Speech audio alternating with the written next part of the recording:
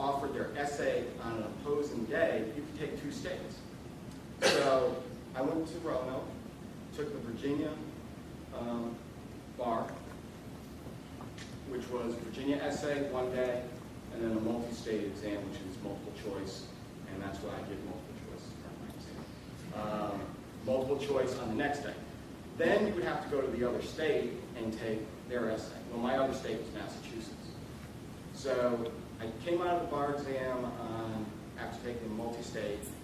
I was going to fly up to Boston from Roanoke. Well, the problem was they canceled my flight. They said they can get me to Pittsburgh. So I flew to Pittsburgh. And then I found a charter from Pittsburgh into Boston Logan. I think I got in about 2 or 3 o'clock in the morning. Power napped until about 5 o'clock in the morning. Then you start switching gears from Virginia law to Massachusetts law, and you do power study in there. And I remember leaving the Massachusetts bar exam about 10:30 in the morning for the morning session. It's 2 sessions, morning session. Just saying, you know what? The only reason I'm getting Massachusetts is because my family's up here, and if I don't pass it, so what? So I ended up passing both bar exams, Virginia and the Massachusetts bar exams. So from that, I have to say the bar exam's easier. The CPA exam, I don't know what it's like now to take a CPA exam. Has anyone taken it? No? I understand it's changed dramatically. You don't have to take it in May and November anymore. You can schedule it, which I never understood why they had May and November. Come out of tax season, you have May as your time to take the exam. When did you have time to study? November was your other alternative, and if you did not-for-profit work, you had not-for-profit audits all the way from June through October. So I use that as my excuse of why I told you 3 or 4 times. I'm sure there's other excuses. Were you older or younger? When I took younger, this was back in 90. So you got older and white. Well, the other thing I haven't done this in a year, but I grade bar exams. They take the essay portions and they distribute them amongst attorneys to grade. And I did that for a number of years, which was always fascinating reading these essay answers. And you just know who's going to make it and who's not going to make it. You grade a very small part of their exam. You might grade 1 essay out of 12 essays, so you have very little impact, but you can read an essay and go. I've actually had, and they use different booklets, different colored booklets for the different answers. And I actually pulled out an answer that I was grade 1 answer. And this poor student candidate answered the wrong question. So not only did they get a 0 on mine, they got a 0 on another essay. So you just feel for that person, of the investment that they've made and stuff.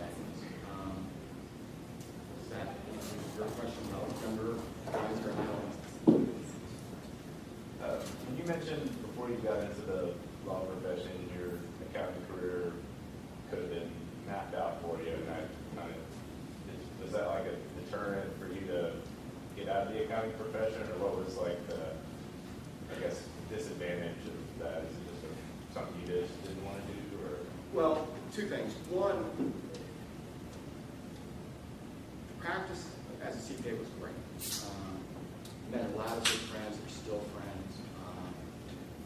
For me, it was, I knew I wanted to get my law degree. And I knew if I became manager of the law at a CPA firm, the next path is partnership.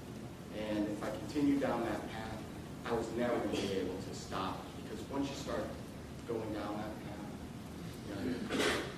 I was making good money at the time, but start going into that, I think you do an injustice to my CPA practice if I say, you know what, I'll be manager and then I'm going to stop and not commit to the partnership track.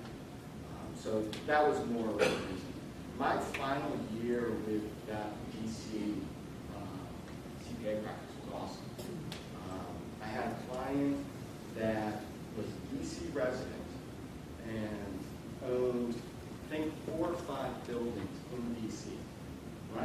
buildings.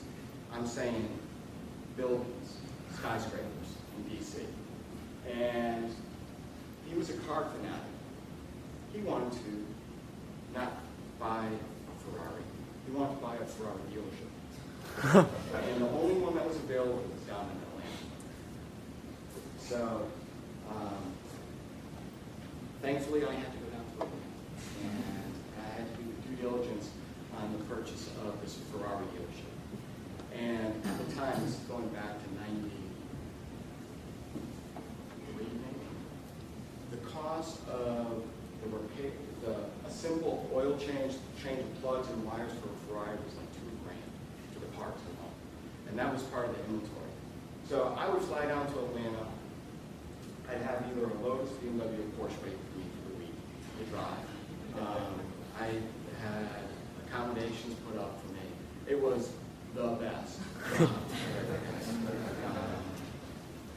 That same year, I also had a client that did health fitness production tapes and series and stuff, and they were out in Salt Lake City, Utah. And they were going through a problem with their controller, so I had to go out to Salt Lake City, Utah for about a month and a half. So it wasn't the profession, it was more or less, you start going down a path, and you have to take that, you have to do the right thing. When I was offered shareholder status with my current law firm, it was a time in my life where my son was only one. We didn't have our second child, and all my family was up in the north. And if you have a child, you know what I'm going to say here. When you have that child, it's life-changing. You look at things entirely different. You look at it from the perspective of, should he be around his grandparents or this or that. So anyways, they offered me shareholder status.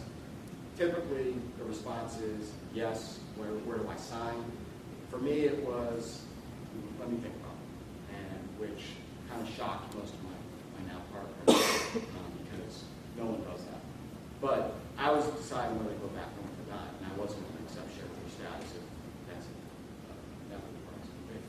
So, as you make those decisions, I think you need to make those decisions. And this isn't my ethics class, but I think you need to make those decisions not only in your own good, but I think you need to factor in how does that decision affect others, your family, and also your business partners, because your business reputation is